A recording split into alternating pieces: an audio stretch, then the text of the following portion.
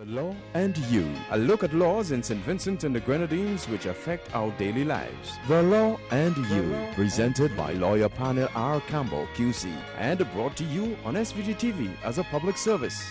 Ladies and gentlemen, brothers and sisters, boys and girls, greetings. Welcome to another presentation in this public service nation-building series, The Law and You. This is program number 836. Coming to you on Monday the 5th of September 2016. On this program, I will speak to you on the topic Back to School, Financial Obligations. But before getting into the topic, very brief preliminary remarks as usual. My deepest condolences go out to all those families which have suffered recent bereavements, and in particular the family of Miss Estella John of Annesvale, formerly of Barley, of Pastor Richard Whittle, and of course of our dear friend and colleague, Mr. Olin Denny, barrister at law. Secondly, Vincy Heat. Well, don't crucify them. I feel they tried their best, but of course, the different standards between the United States football team and our team must be taken into account. I mean, we are 100 and something ranked in the world. The United States about 26 ranked. So 6-0 was not a disgrace. Our men played and they tried. We wish them all the best in the next match. But of course, we have a long way to go before we achieve the standard of football that would get us into the higher reaches of the World Cup qualifiers. But our young men are trying, and we must encourage them. Now, the topic for this evening, back to school financial obligations, is a topic that is of relevance today. I mean today, 5th of September, because the schools would have opened their doors after the summer vacation, and they would have received thousands of students who had been enrolled before, plus a few thousand who are going into school for the first time.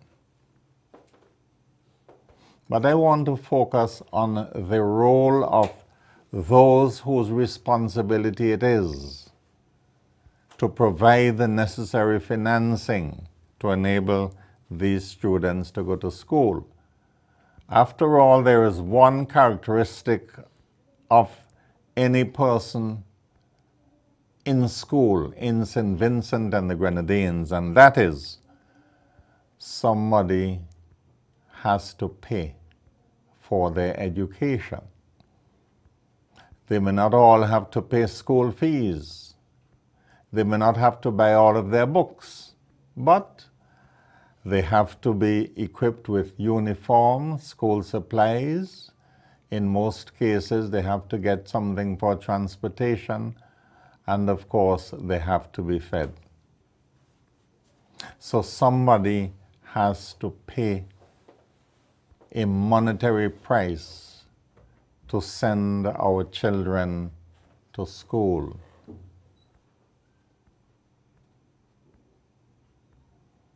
In most cases, the obligation falls on parents, but there are cases where there are no parents because of perhaps death, migration, or chronic illness, and grandparents or other family members have to chip in and bear the financial cost of sending these children to school. But there is a special category of fathers whom I wish to address on this program. It is those fathers who have been ordered by the courts to pay maintenance for their children, to permit those children to attend school, assuming they're of school age, and who, in spite of legal obligation to provide maintenance, either refuse or neglect to do so, thereby causing suffering to the children and to the mothers or guardians of the children who have to provide.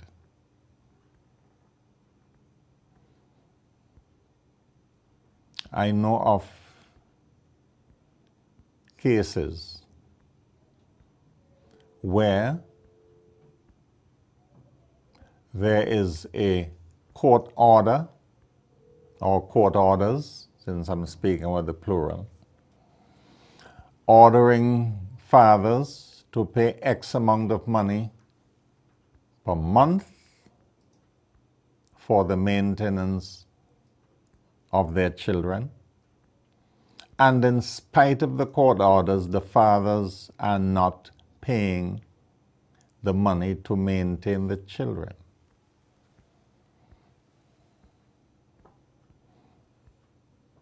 Unfortunately, in the case of those who are facing orders made by the High Court, the court is presently on vacation until the third week in September. So some of the delinquent fathers would face legal procedures when the court system begins to operate after the long vacation. But it must be obvious to anyone who has studied our society that one of the gravest problems facing children is that category of child abuse known as the failure to pay maintenance for the children. That failure in some cases cannot be helped by the fathers. Let us face it.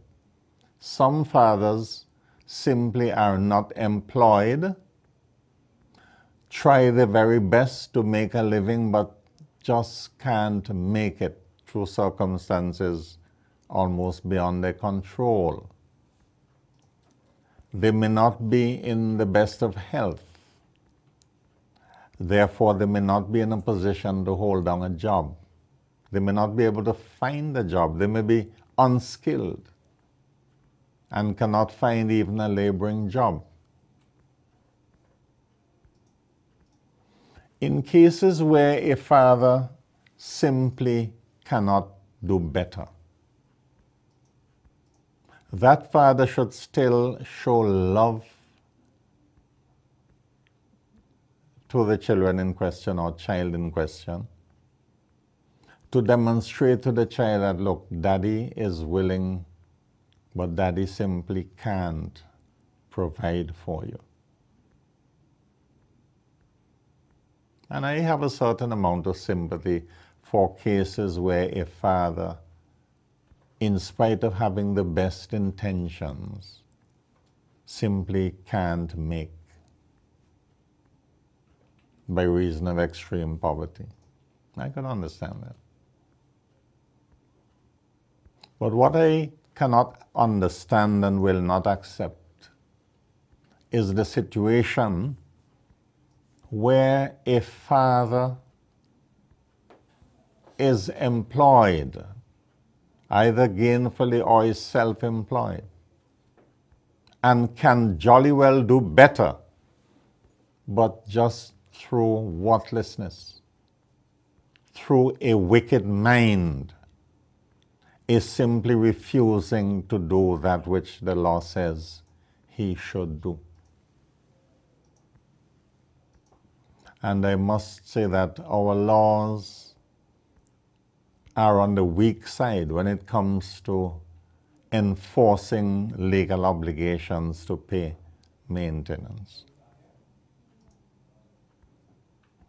Perhaps we need to engage in a special kind of law reform, making it difficult for fathers to continue wantonly, spitefully, and wickedly to refuse to maintain their children, particularly at this time when the children have to be sent to school.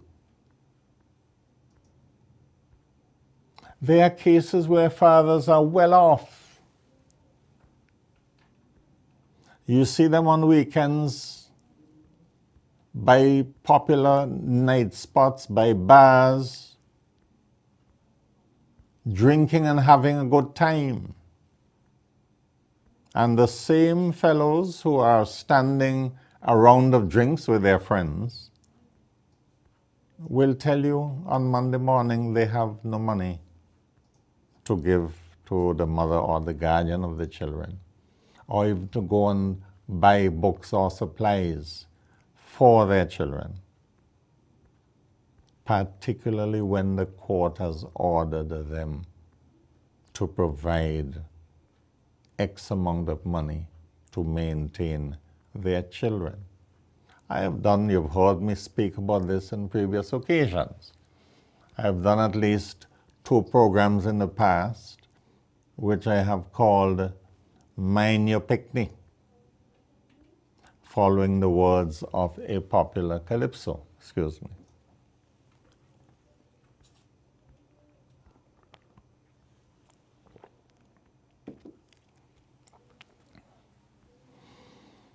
But our society continues to have the distressing reality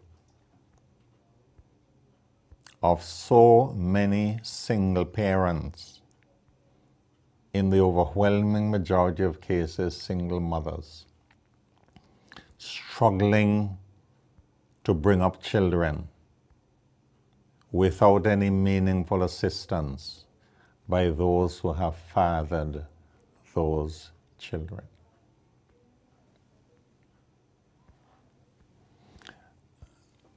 Our life of loose living, for most part, manifests situations in which a girl makes her first child,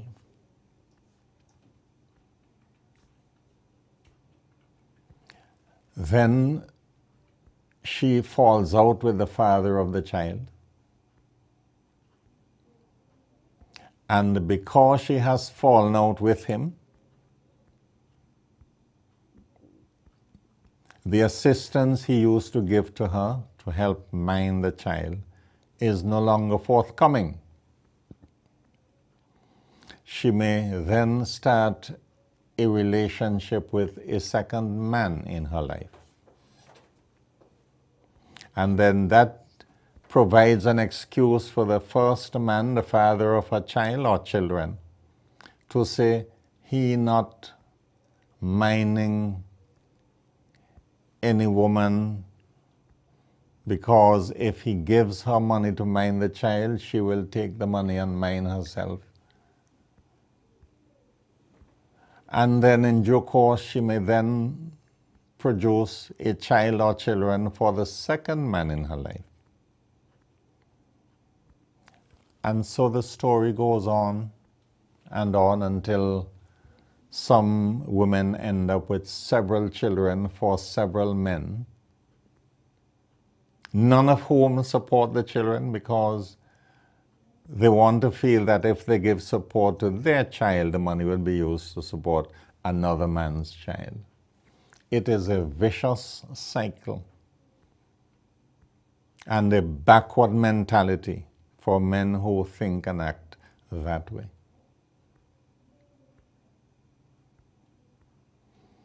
Anyone who knows the first thing about motherhood knows that a woman who has children will never provide meals for some of her children and not for others if they're in the same household. A woman is not going to cook and say, well, the money I used to cook was given by the father of this child, and therefore I'm not giving any of the food to the child whose father didn't provide maintenance. Who woman would do that? The maternal instinct means a mother will want to provide for all her children, regardless of the fatherhood of the children. So men should not use it as an excuse for not supporting their child, the belief that their money would be used to support another child. Of course, the mother will provide for all the children for whom she is responsible. That is motherhood. That is how the good Lord has programmed mothers. So men who use this theory of not minding another man's child are unfortunately of a backward mentality. But there's so many of that in the society. And as I say, we probably need to have a serious program of law reform to provide a more rigid set of rules whereby delinquent fathers could be made to observe their legal obligations to support their children.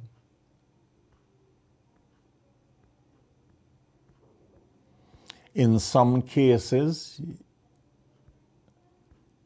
the mothers of the men who neglect to maintain their children, namely the grandmothers of those unmaintained children, has to step in to provide assistance because as mothers themselves, they are ashamed and embarrassed of the attitude of their sons who go and give other women children and not support them, that those grandmothers turn around and lend a helping hand where they can. Of course, if the children are living with them, well, then they take responsibility for looking after the children. But I've known some grandmothers who quarrel with their sons for their delinquency. But they can't physically do anything about their sons. So the next best thing those grandmothers can do is to help out where they can. Members of the household in which the single parent is living chip in and lend a helping hand. But it is appalling the extent to which in this society children are being taken advantage of by delinquent fathers not making their maintenance payments where the court has ordered them to pay.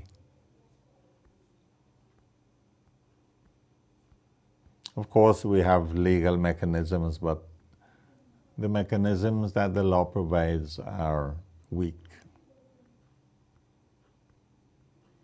And you have men who are not just neglectful of their responsibilities, but brag about it. And meet the woman and the mother of their children and throw words at her and curse her off. Sometimes the mother will send the children to look for the fathers, and the fathers turn around and curse the children and ask them what they coming to humbug them for. Tell the mommy so and so. Disgraceful. But this society really has to do something about it, because to me, it is a growing problem.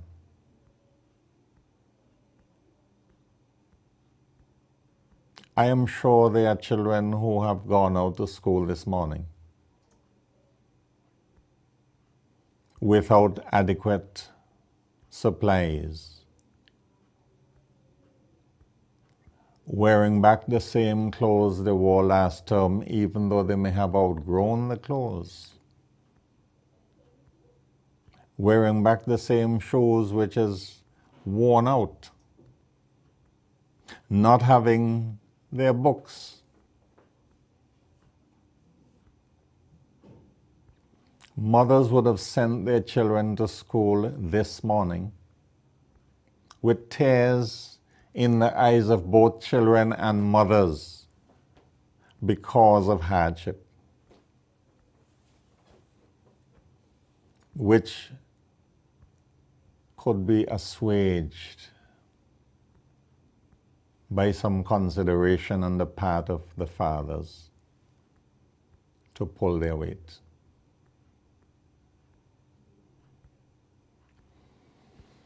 And you women who have brothers who are delinquent and you know about it, try and cajole and coax and scold your brothers into accepting and discharging their financial obligations to their children. You may be the sister of a delinquent man. You may not have children yet, but you wouldn't want that situation to happen to you in which the person whom your brother got pregnant and who has a child for your brother and is not getting support from your brother is suffering. You wouldn't want to be in that position. And most of the times you know, because sometimes the mother will complain to you, the sisters.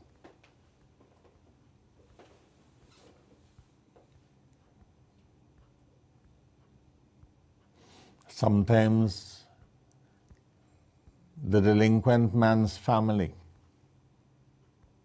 doesn't care much about the suffering mother of the child or children of that delinquent man, because they may feel she wasn't suited to him. In other words, they will turn around and blame her, the mother, for getting pregnant for their brother or son, as the case may be.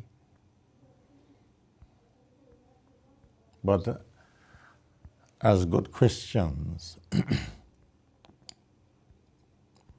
we should do unto others as we would want them to do unto us. You young sisters of delinquent men, your turn may come once you are of childbearing age or pre-childbearing age. So don't encourage your brother in worthlessness or your cousin. If you know he is being worthless and not supporting his children, scold him and try and get him to do better.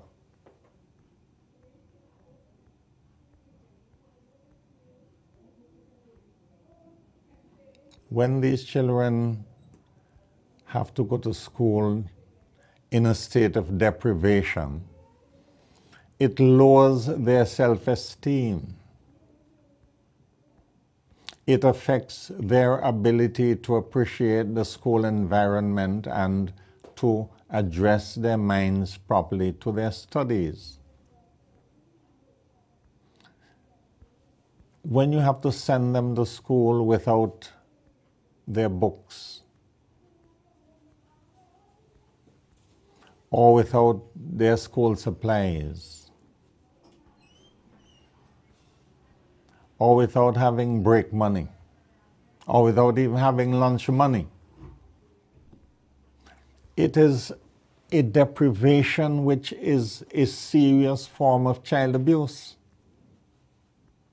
And we cannot slight that situation.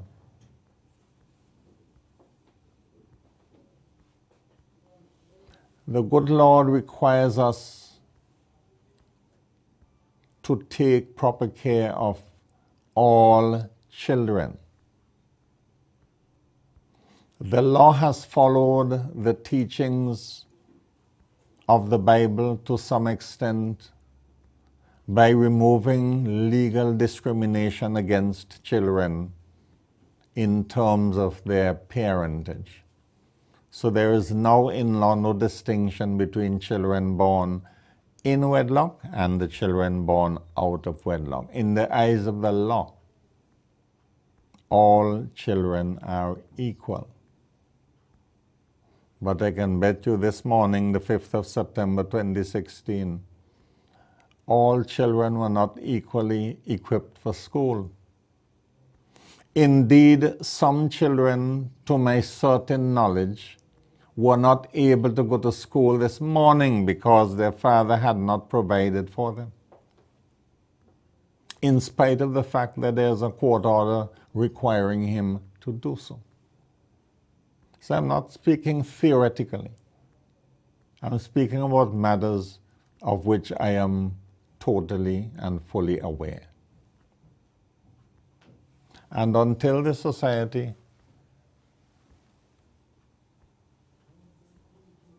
takes stock and makes it unprofitable for men to neglect their financial obligations to their children, we will have a certain amount of suffering by the children of the nation. I want to appeal to all delinquent fathers. Mend your ways. Mend your ways and do your best to take up your obligations to assist the children whom you have fathered. You went and fathered them. Nobody forced you to do that. You do that of your own free will. In moments of bliss,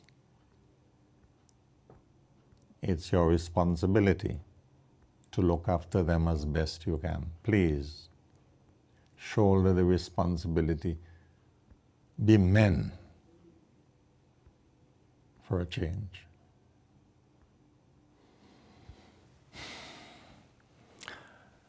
That is all from this program of The Law and You, program number 836. I look forward to being of further service to you next week, Monday DB, for another presentation in this public service nation-building series, The Law and You. Do have a very pleasant week, ladies and gentlemen, brothers and sisters, boys and girls, and for the sake of the children of our nation, may the good Lord continue to bless all of us.